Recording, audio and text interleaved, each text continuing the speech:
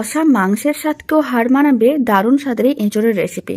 প্রথমে আমি এঁচোড়গুলোকে কেটে ভালো করে জল দিয়ে ধুয়ে রেখেছিলাম। কড়াইতে জল গরম করে তার মধ্যে এঁচোড়ের টুকরোগুলো দিয়ে দিলাম আর দিয়ে দিলাম লবণ হলুদ। এখন এঁচোড়গুলোকে ভালো করে সেদ্ধ করে নিতে হবে।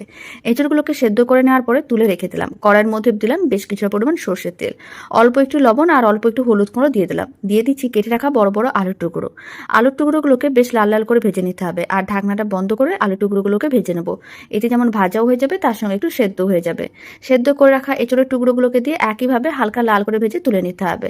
এখন আমি দিয়ে দিচ্ছি কড়াইয়ের মধ্যে অল্প একটু সর্ষের তেল আর দিয়ে দিলাম 300 গ্রামের মতন চিংড়ি মাছ। চিংড়ি মাছগুলোকেও লাল করে ভেজে তুলে নিলাম। আর আমি দিয়ে দিচ্ছি বেশ কিছুটা পরিমাণ কুচনো পেঁয়াজ, আদা রসুন বাটা, হলুদ গুঁড়ো, লঙ্কার গুঁড়ো আর দিয়েছি কেটে রাখা টমেটো, অল্প একটু লবণ। বেশ কিছুটা পরিমাণ জল দিয়ে সমস্ত মশলাগুলোকে ভালো করে মিশিয়ে তারপর মশলাটাকে ভালো করে কষিয়ে নিতে হবে যতক্ষণ না মশলার থেকে জলটা শুকনো হয়ে তেল আলাদা হচ্ছে। আর এই সময় জিরে গুঁড়ো, ধনে গুঁড়ো আর দিয়েছিলাম আমি অল্প একটু গরম মশলার গুঁড়ো।